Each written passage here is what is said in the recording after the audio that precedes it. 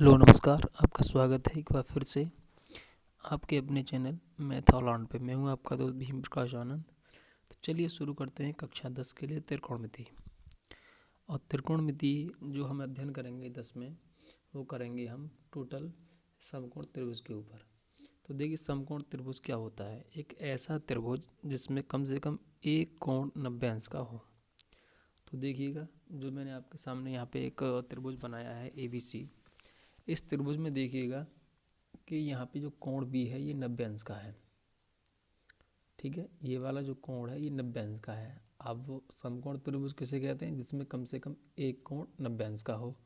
तो यहाँ पर एक कोण 90 अंश का है, बाकी शेष दो कोण अलग अलग हैं। ठीक है, ये कोण A है, ये कोण B है, लेकिन ये निश्चित है कि कोण B कितना है? 90 अंश का है। इसीलिए हम इसे कहेंगे समकोण त्रिभुज। अब देखिए, अगर हम इस कोण के लिए कंसीडर करते हैं, जैसे मान लीजिए कि कोण A कंसीडर करते हैं, तो कोण A के सामने वाली भुजा क्या होगी? लंब। ठीक है, और इसकी ये आधार भुजा और ये होगी आपकी कर्ण भुजा। तो इसके लिए एक पाइथागोरस थ्योरम है। जैसे अगर मान लीजिए आपको दो भुजाएं दे रखी हैं, आधार और लंब। अगर हमें कर्ण ज्ञात करना है तो क्या होगा कि कर्ण का वर्ग बराबर आधार का वर्ग प्लस लंब का वर्ग।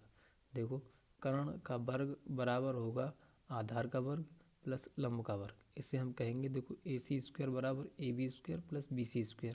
ठीक है, इसे कहते हैं पाइथागोरस थ्योरम। आइए, पाइथागोरस थ्योरम को जानने के बाद में अब हम इसके लिए साइन, कॉस और टेन के मान ज्ञात कर लेते हैं। जब हम ये जान जाएंगे तो फिर आपके लिए त्रिकोणमिति हल करना बहुत ही आसान हो जाएगी। तो देखिए, साइन A की वैल्यू क्या होगी? अब हम अगर इस कोण को कंसीडर कर रहे हैं, यानी इस कोण को ध्यान में रखते हुए साइन, कॉस और टेन की वैल्यू याद करेंगे, तो इस कोण को ध्यान में जब रखेंगे तो इसके लिए क्या होगा? लंब वो सामने वाला BC होगा। ठीक है, इसी प्रकार से तो साइन A की वैल्यू क्या होगी? लंब बट्टे कर्ण। देखो, लंब है आपका BC और कर्ण है आपका AC। देखो, ये आपका लंब कितना है? BC, और कर्ण कितना है आपका AC। तो देखो मैंने लिखा है BC बट्टे AC। साइन का उल्टा होता है कोसेक। अब कोसेक की वैल्यू क्या है फिर? तो कर्ण बट्टे लंब। तो कर्ण क्या है आपका? AC बट्टे BC। यानी देखो, साइन का उल्टा कोसेक, और जब साइन का उल्टा कोसेक है तो ये वैल्यू भी पलट जाएंगी। जब BC बट्टे AC है तो यहाँ हो जाएगा AC बट्टे BC। इसी प्रकार से कॉस ए में क्या होता है कि इसका मान होता है आपका AB AC, यानी कि आधार बट्टे कर्ण। तो देखो, आधार क्या है आपका? AB, और कर्ण क्या है आपका? AC। आधार बट्टे कर्ण। और कॉस का उल्टा होता है सेक, तो सेक क्या हो जाएगा फिर? AC बट्टे AB, यानी कि आपका AC कर्ण बट्टे आधार। इस प्रकार से टेन का मान क्या होता है? तो ये आपका होता है आधार बट्टे लंब। देखो, आधार बट्टे, यानी कि टेन का मान क्या होता है? आधार बट्टे लंब। तो टेन का उल्टा होता है कॉट, तो ये हो जाएगा BC बट्टे AB। अब इनको आपको याद करने के लिए एक शॉर्टकट है, जिसे हम कहते हैं लाल बट्टे का। ठीक है, इसको कहेंगे साइन के लिए, इसे कहेंगे कॉस के लिए, और इसे कहेंगे टेन के लिए। साइन कॉस टेन, लंब बट्टे कर्ण, आधार बट्टे कर्ण और लंब बट्टे आधार। ठीक है, बहुत ही आसान है, आपको याद हो गया होगा, उम्मीद ये है। अब देखिए, आपके एग्जाम्पल्स कर लेते हैं, क्योंकि जब तक आप एग्जाम्पल नहीं करेंगे आपके लिए मज़ा नहीं आएगा पढ़ने में। तो देखिए, एग्जाम्पल नंबर 1 क्या है? एग्जाम्पल नंबर 1 कह रहा है कि 10A बराबर उसने दिया है कितना? 4/3।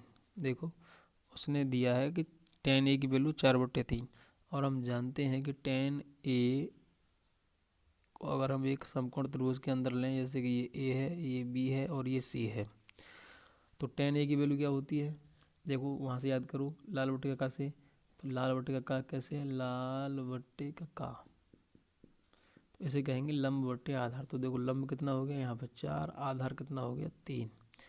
अब हमने आपको अभी बताया कि पाइथागोरस थ्योरम की मदद से अगर हम नहीं, जैसे कोई भुजा नहीं दी है, तो उसे पाइथागोरस थ्योरम की मदद से ज्ञात कर लेते हैं। तो देखो, इसे हम कैसे ज्ञात करेंगे? इस वाली भुजा को AC का वर्ग बराबर, तो कर्ण का वर्ग बराबर आधार का वर्ग यानी AB का वर्ग प्लस लंब का वर्ग यानी कि BC का वर्ग।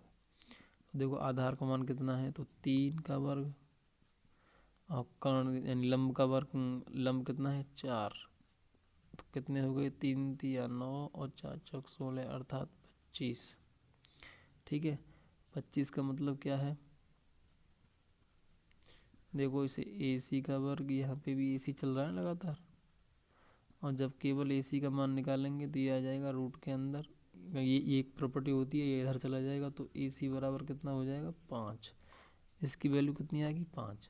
अब हम आसानी से शेष कोण ज्ञात कर सकते हैं। उसने कहा भी है कि अन्य त्रिकोणमितीय अनुपात ज्ञात कीजिए। त्रिकोणमितीय अनुपात से मतलब है कि sin A cos A tan A cosec A sec A cot A, इस प्रकार के हमें सारे मान ज्ञात करने हैं इस पर्टिकुलर एग्जाम्पल के लिए। ठीक है, तो देखो हमारे पास tan A की वैल्यू है, तो अब हम इससे आसानी से सारे मान ज्ञात कर सकते हैं। जैसे sin A, देखो sin A का मान क्या होगा, लंब बटे कर्ण, तो लंब क्या है 4, ठीक है, अब कर्ण क्या है आपका 5। cos, अब ये मैं कहाँ से कर रहा हूँ, तो लाल बटे का का से, ठीक है, तो लंब बटे कर्ण, sin A की वैल्यू आधार बटे कर्ण, cos की वैल्यू आधार बटे कर्ण, तो देखो 3/5 डायरेक्ट। tan A की वैल्यू आपके पास है ही है, तो ये आपका होता है लंब बटे आधार, तो 4/3। अब देखो बाकी तो सब इसके उल्टे होते हैं, इसे मैं साफ कर रहा हूँ, जगह की कमी है थोड़ी सी, ठीक है ना। अब देखो साइन का उल्टा होता है आपका कोसेक, तो कोसेक क्या होगा, यानी कि 5/4 इसका उल्टा, ठीक है।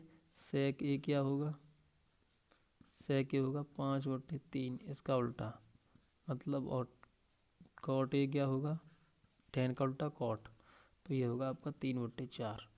ये समझ में आ गया होगा। इसका मतलब क्या है, देखो साइन का मतलब है साइन ए लंब बटे कर्ण, लंब बटे कर्ण, तो कुसेक क्या होगा, कुसेक होगा फिर इसका कर्ण बटे लंब, तो कर्ण की वैल्यू 5 और लंब की वैल्यू 4। कौसे की वैल्यू क्या है, तो कौसे को हम कहेंगे आधार बटे कर्ण, तो आधार बटे कर्ण 3/5। इसी प्रकार से इसका उल्टा होता है सेक, तो सेक की वैल्यू क्या होगी, कर्ण बटे लंब।